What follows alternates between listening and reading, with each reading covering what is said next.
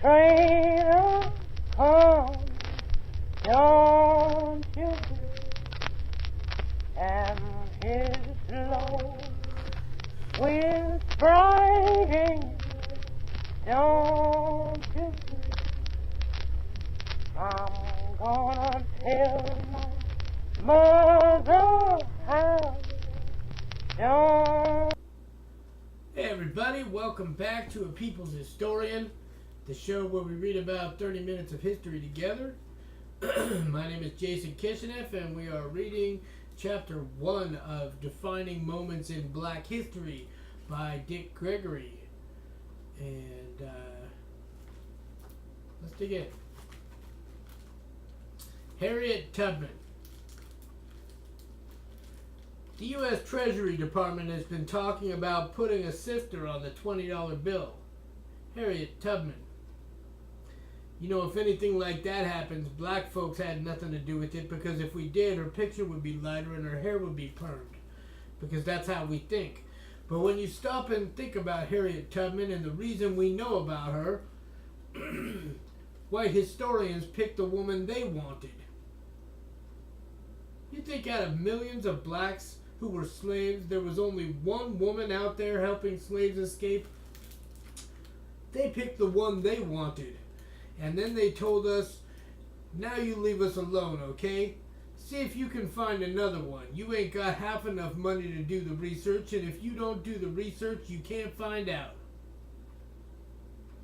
When we stop and think about where we are, we realize we have to challenge everything folks say, even when it sounds good, like putting Harriet Tubman on the $20 bill. Now, that's not to take anything away from Harriet Tubman. She was a hero, sure enough. She was a little slip of a woman, wasn't big as a minute, couldn't read or write. All her life she had dizzy spells because she once got hit in the head with a piece of metal a slave owner had chucked at another slave. That doesn't sound much like somebody who could lead runaway slaves to Canada, does it? But she did it. And if you were one of the slaves she was taking and you got scared and wanted to turn back, she'd pull out a pistol and threaten to shoot you.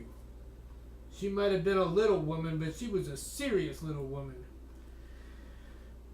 She was born with the name Araminta Harriet Ross in 1822. She had 8 brothers and sisters. Like Frederick Douglass, she was a rebel. One time she stole some sugar and thought her owner was going to beat her for it, so she hid for 5 days. She had no love for slavery, and getting hit on the head with that piece of metal didn't help. Things like that, plus seeing family members sold away, made her decide she needed to escape. By then she had a husband, John Tubman, but when he wouldn't run away with her and she couldn't get anybody else in her family to go with her, she took off by herself.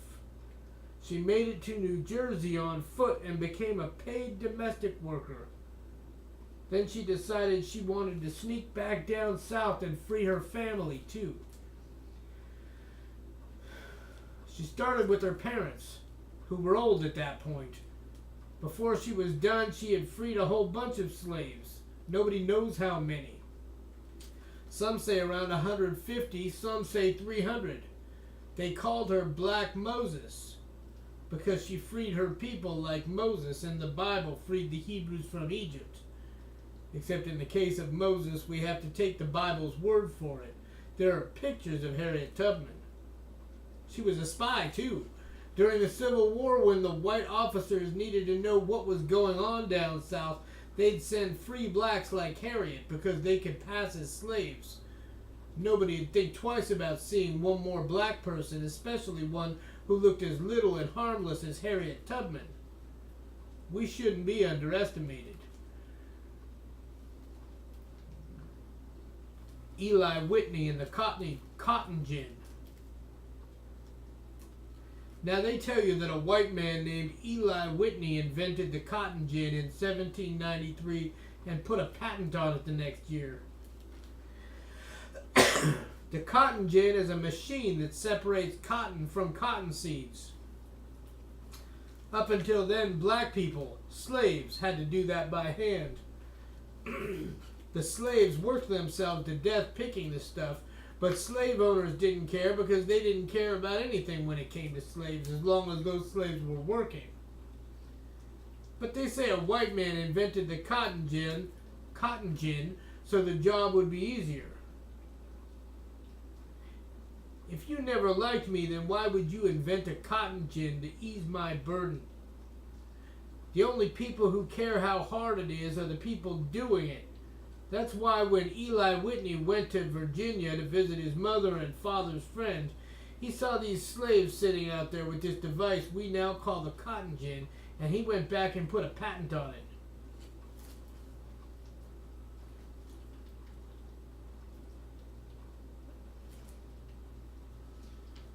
I wonder if he has a source for that story. Not that I'm doubting it, but I'd like some proof. The Dred Scott decision. It's funny how much a thing can change and still be called the same thing. Let's say a boy is born. His mama and daddy name him John. When John is a little baby boy, he's just as cute as anything you ever saw, laughing and giggling, and he's even cuter when he gets a couple years older, trying to walk and talk. You just want to eat him up. Now go forward 90, 95 years. His name is still John, but the resemblance ends there. John is as mean and as wet. Back up. John is as mean as a wet hen. Ugly as homemade sin. His skin sagging. Pooping in his drawers. So evil his own mama wouldn't claim him, even if she weren't cold in the ground already. John doesn't have one thing in this world in common with that cute little boy from so long ago, but his name is still John. You know what else is like that? The Republican Party. Republicans today are the most self-serving sons of whores on the planet, but they still like to call themselves the Party of Lincoln. They should have to pay a fine every time they say that because it's nothing but a lie. Today, almost all black folks know better than to vote for Republicans, which would be like chickens voting for a fox. But when Lincoln was around, the Republican Party was one of the best friends that black people had. Look at what was happening in the first half of the 1800s, the decades before the Civil War. The country didn't know what to do about slavery. The South wanted it and the North didn't. And the two sides kept coming up with agreements that didn't work out. The Missouri Compromise of 1820 made it so there couldn't be slavery in the Louisiana Territory north of a certain point. Both sides agreed. Then in 1854, Congress passed the Kansas-Nebraska Act, which let people living in the new territories of Kansas and Nebraska decide for themselves what to do about the issue of slavery. Because Kansas and Nebraska were in the old Louisiana Territory, and because they were north of where the Missouri Compromise said there couldn't be slavery, passing the Kansas-Nebraska Act was about the same as tearing up the Missouri Compromise into little pieces. The pro-slavery folks were happy. The anti-slavery folks were pissed off. And those pissed off folks, the one who wanted no parts of slavery, were the ones who started the Republican Party. You think if Donald Trump had been around in 1854, he would have been unhappy with the Kansas-Nebraska Act? Or Paul Ryan, or Mitch McConnell? Dream on. Then came the Dred Scott decision in 1857. It was a huge case, man. Dred Scott was a slave in Missouri. His master moved for a while to a spot in the northern part of the Louisiana Territory and took Scott with him. They later went back to Missouri. They later went back to Missouri. After that, Scott sued his master. He said that since he had been on soil that was supposed to be free, he was now a free man. The case went all the way to the Supreme Court. The court pretty much told Dred Scott, "Screw you. Why are you wasting our time with this mess? You're a black man and a slave. You ain't got no rights." They used fancier words than that, but it worked out to the same thing. It seemed that the highest court in the land was on the side of slavery, and that made the anti-slavery folks mighty depressed. All of them except Frederick Douglass. His view was pretty much, look, all this means is if we want to get rid of slavery, we can't do it with little agreements on pieces of paper. Something big has got to happen. He was right, and something big did happen. A couple of things. First was John Brown's 1859 raid on Harper's Ferry, which I'll get to in just a minute. Then in 1860, the new Republican Party's man, Abraham Lincoln, got elected. In 1863, Lincoln freed the slaves, on paper anyway, with the Emancipation Proclamation, and then they got freed for real when the North kicked the South's evil, redneck, racist, slave-owning behind in the Civil War, and the South surrendered in 1865. As bad as the Dred Scott decision was, it helped folks see what needed to happen.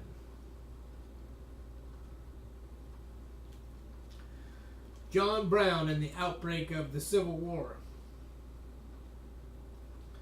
There wouldn't have been a Civil War without John Brown. People will say, "Oh, John Brown was crazy." You ask them, "Why you say that?" And they'll say, "Well, look at what he did in Kansas." What did he do in Kansas? He killed people in Kansas. Yeah, but do they know why he did it? Today, when they have presidential elections, people talk about battleground states. Man, let me tell you, folks today don't know what a battleground state is all about. As I mentioned earlier, in 1854, the U.S. government passed the Kansas-Nebraska Act. That meant that some land they stole from Native Americans would be the U.S. territories that became the states of Kansas and Nebraska. It also meant that the people who lived there could decide whether the states would be free states or slave states. Folks from both sides moved to Kansas ready to fight. I don't mean argue. I mean they got ready to shoot and cut one another to death, and that's what some of them ended up doing. Now that's a battleground state. Well, one of the people who went there was John Brown. After some dirty pro-slavery dogs raided Lawrence, Kansas, and tore up the offices of some abolitionist newspapers and went crazy looting the rest of the town, John Brown and his men came in and killed 5 pro-slavery men, hacked them to death. That same year, 1856, Brown and his men, including his sons, fought against the pro-slavery forces at the Battle of Blackjack and the Battle of Osawatomie. That was John Brown. I'm not talking about some poor chump who joins the army just so he can make a living and then goes out to kill whomever the government tells him to kill. I'm talking a man who had a belief so strong that he was willing to die for it. I've said it once before, white is not a color, it's an attitude. By skin color, John Brown was a white man. But he may have been the best friend black folks ever had. He believed that slavery was straight up evil, and he didn't want to hear about peaceful opposition to slavery. He knew it would take action to get rid of that mess. In 1859, when he decided to raid Harper's Ferry in Virginia, now in West Virginia, he had 21 people with him, 5 of them black. Now Harper's Ferry was the U.S. government munitions place where weapons were made, so it was full of military rifles and bullets. The government had 4 divisions of troops guarding it. Brown and fewer than 24 men got in there, killed 4 people, wounded a bunch more, and held the soldiers off for 2 days. 2 days before the soldiers could break in the engine room where John Brown and his men were holed up. Now, there's a reason I would place John Brown as number one if I had to make out a list of the 50 most important people who ever lived in the history of planet Earth. Jesus came here to die for my sins. John Brown didn't. Here is a man who not only decided to kill for me and die for me, but he took his own sons with him. You can't risk more than that. You can't sacrifice more than that. Even now, I go to the site every year on my birthday, and then I go back on October 16th. That's the day of the raid. And then I go on December 2nd, which is the day they hanged him. You think Lincoln didn't know what he was doing when he put that statue at the White House facing east? He put that there on December 2nd. He didn't say it was in honor of John Brown, but think about it.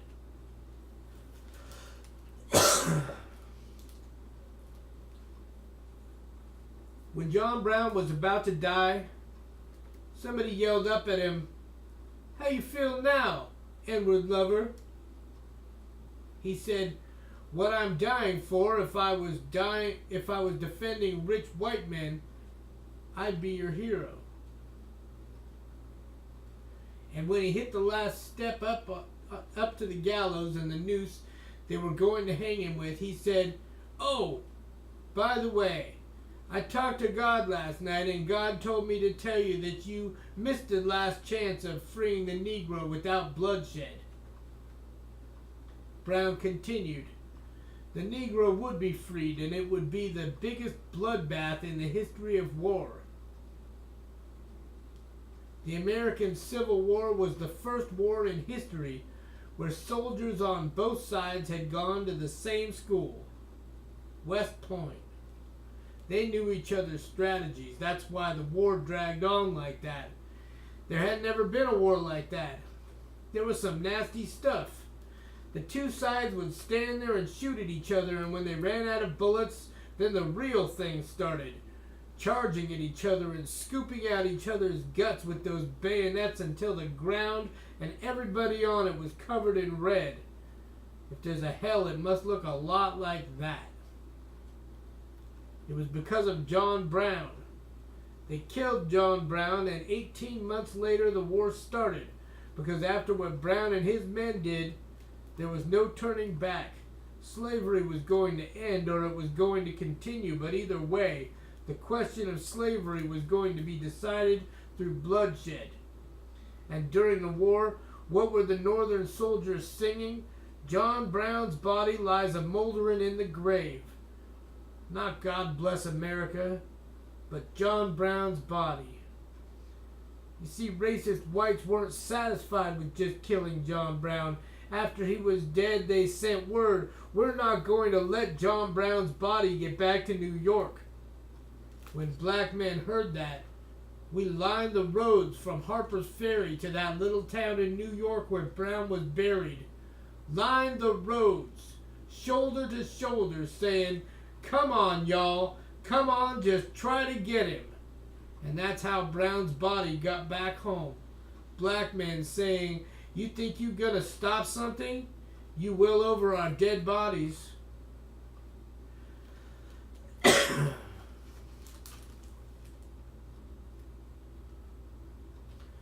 The 54th Massachusetts Infantry Regiment. Next time you hear some redneck idiots say black people don't want to do anything to help themselves, tell them about the black soldiers who enlisted in the Union Army during the Civil War. See what he has to say then. Some folks would have you believe that exactly 2 blacks fought in the war. Morgan Freeman and Denzel Washington, because that's whom everybody remembers from the movie Glory. Truth is, 186,000 black soldiers enlisted. Around 50,000 came from free states, and another 40,000 came from what they called border states. Those were slave states that hadn't seceded from the Union. In those states, some fought for the Union, some for the Confederacy. but the biggest number of black soldiers, about 93,000, came from the southern states that had left the Union. All of them were called the United States Colored Troops. Mostly they were led by white officers. The white officers weren't exactly fighting each other over the chance to command the blacks. That changed, though, after the blacks proved they could fight well and bravely, and after their regiments started to make a name for themselves. Just like anything else, something starts to get popular and all of a sudden everybody wants to have something to do with it, or else they claim they already do. It was no different with the black soldiers. 4 men from the all-black 54th Massachusetts Infantry, that's the regiment whose story is told in the movie Glory, won medals for gallantry after their assault on Fort Wagner on Morris Island, South Carolina in July 1863. They were gallant, all right.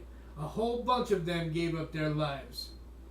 Just like with everything else black folks tried to do in those days, the first thing black soldiers had to do was convince white folks that we were up to the job.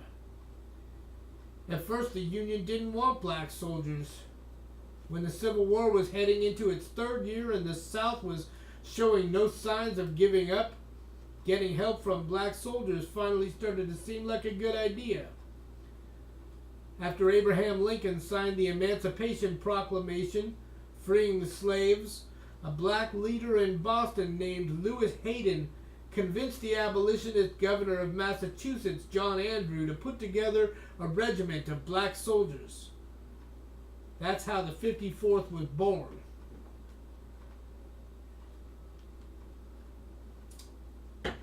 A Union general, Quincy Gilmore, wanted to capture South Carolina, which a lot of folks thought of as the heart of the Confederacy.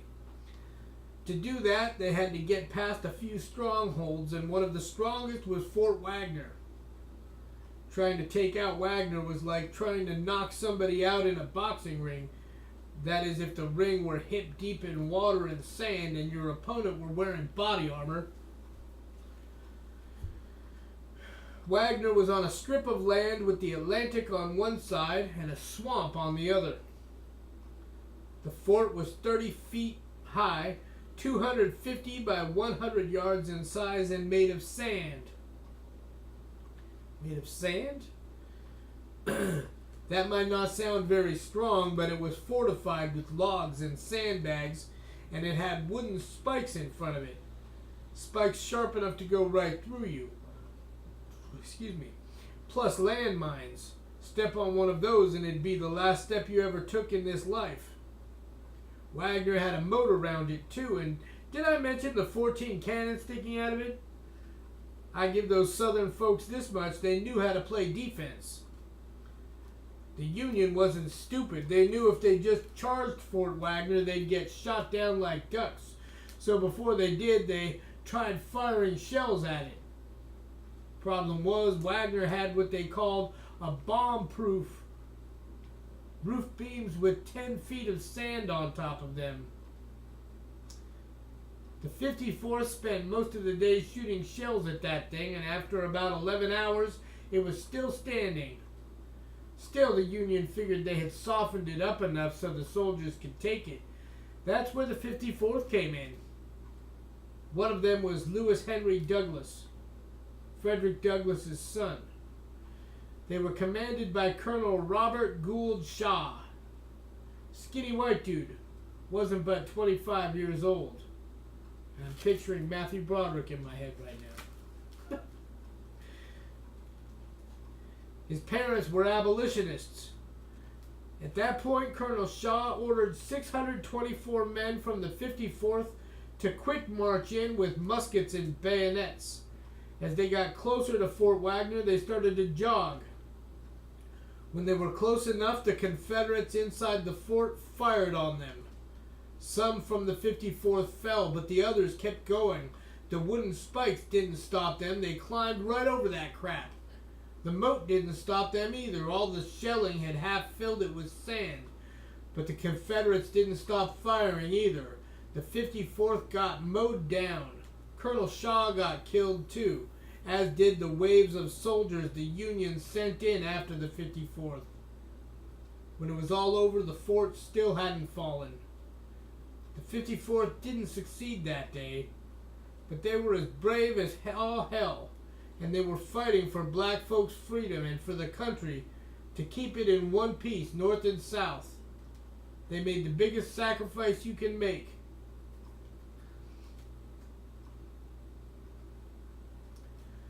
Jocko. The way something looks is not always the way it is, and what white folks say is definitely not always the truth. Do I really have to remind you of that? For instance, when I was a boy, a friend of mine and I used to go out in the suburbs and throw bricks at those little black jockeys. You know, the ones you see holding lanterns on white folks' lawns.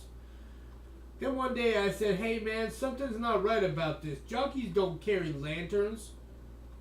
We decided to see what was up. We got to looking and looking and looking, and then I find out that the jockey who started it all, the one behind those statues, wasn't a jockey at all. He was a 14-year-old boy, and, are you ready? General George Washington's #1 war strategist. Name was Jocko Graves. He was the son of Tom Graves, a free black man in Washington's army. Jocko wanted to fight in the army too, but he was too young. That didn't stop him from traveling with Washington and the troops. That little black boy wanted to go, so he went. Simple as that.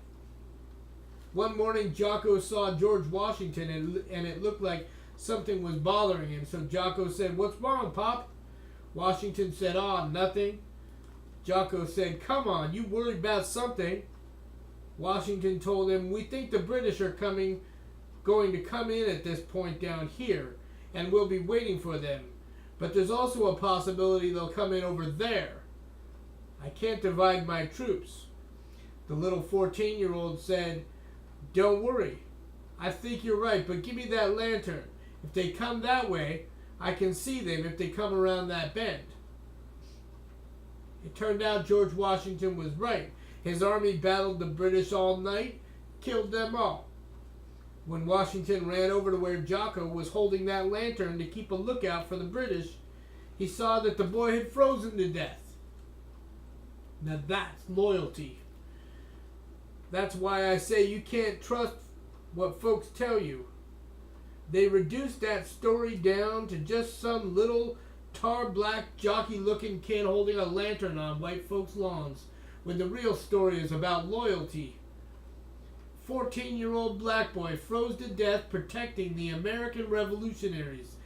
Even the white folks who know the story tell it wrong. According to them, Jocko froze to death holding the reins of Washington's horses.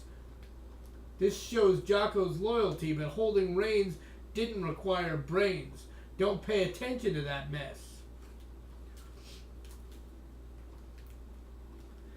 The assassination of Abraham Lincoln.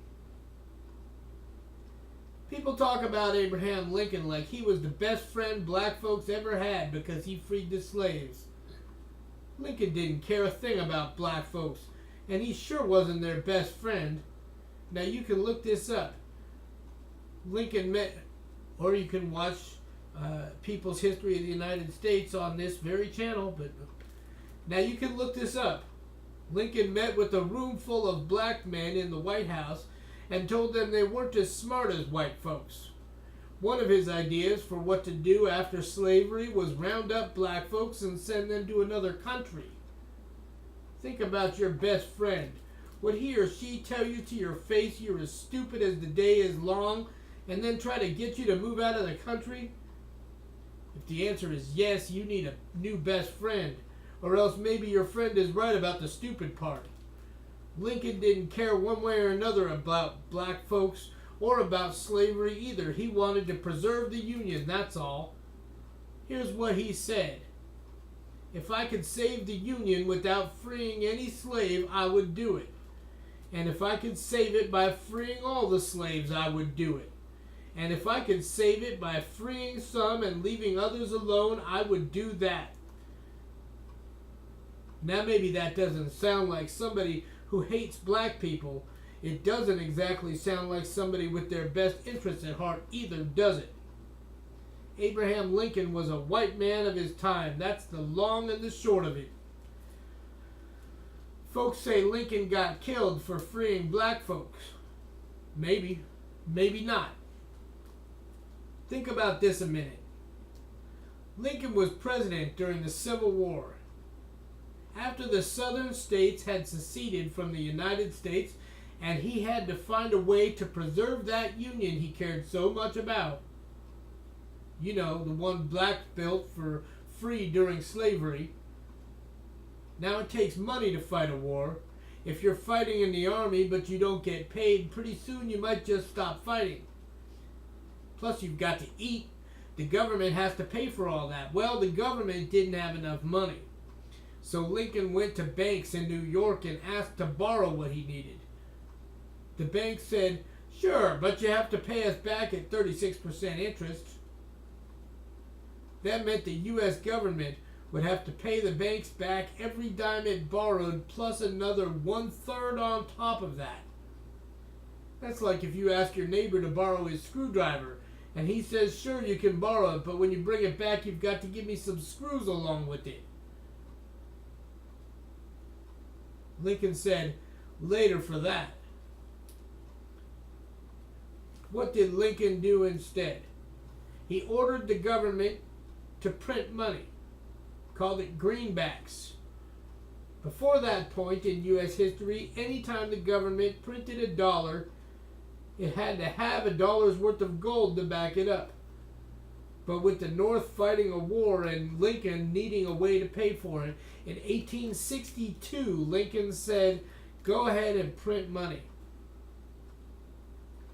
That way, the thinking went, the government wouldn't owe money to the banks. All this new money was floating around and the banks didn't have a thing to do with it. If you think the banks liked that, think again. Now go forward almost exactly 100 years when we had another president who was supposed to be a friend of black folks, John F. Kennedy. Comes into office, starts making all kind of noise about what he's going to do for blacks. Of course, he didn't get a chance to do it, if that's what he really was going to do, because in Dallas, Texas on November 22nd, 1963, he was assassinated. All his plans fell to his vice president, Lyndon B. Johnson. People like to say Kennedy was killed for what he wanted to do for black folks. Maybe, maybe not. Look here.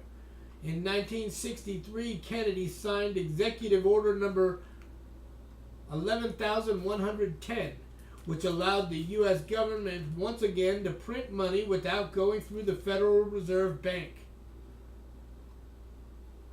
In other words, the government could get money without owing one thin dime to bankers. So once again, there was new money but no action for the banks. The whole reason the Federal Reserve Bank exists is to lend money to the government and get paid back with interest. If it can't do that, it's out of business. If you think the Federal Reserve bankers wanted that, think again. Kennedy got killed later that year. Folks said it was because he supported civil rights, but he was also one of two presidents who tried to get around the banks. The other was Abraham Lincoln. What do you think? That was an interesting story. I'm intrigued. Tune in for the next episode, and we'll start the next chapter. Thanks for joining me. Hit that like and subscribe button. Hit that notification bell because YouTube has been known to unsubscribe people. And we'll see you then.